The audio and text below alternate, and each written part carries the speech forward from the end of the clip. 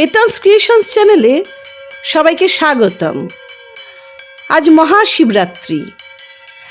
বাড়িতে ছোট্ট করে শিবের পুজো করলাম আর বানালাম শিবরাত্রি স্পেশাল একটা গয়না। চলুন দেখে নেওয়া যাক কীভাবে বানালাম সেই গয়না। বিভিন্ন রকমের চাবির রিং কিনতে আমার ভীষণ ভালো লাগে।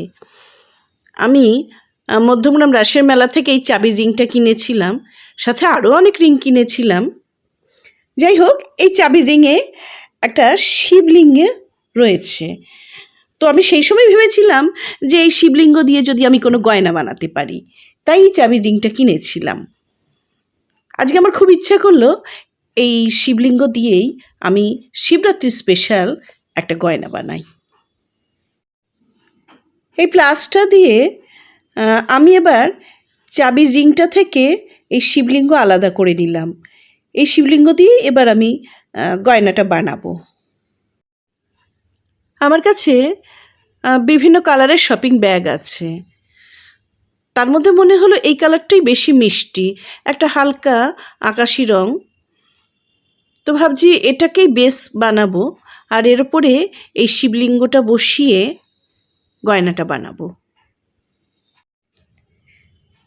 চাবির রিংটা এই কাগজটার সাথেই আটকানো ছিল। কাগজটা একটু শক্তও আছে, তবু আমি দুভাঁজ করে নিলাম, যার ফলে আরেকটু বেশি শক্ত হলো।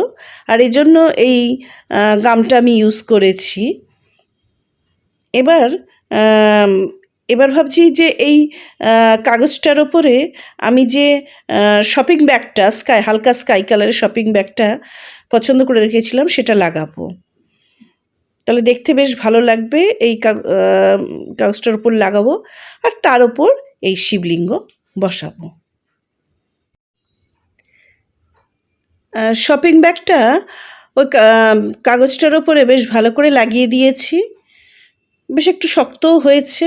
আর তার উপরে শিব ঠাকুরকে বসিয়ে দিয়েছি, আর সেই জন্য এই গামটা ইউজ করেছি।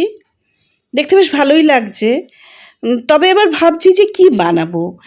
এটা কি গলার হার বানাবো, নাকি হাতের পরার কোনো গয়না, আর নাকি এর চারপাশে কিছু আরও ডিজাইন করব।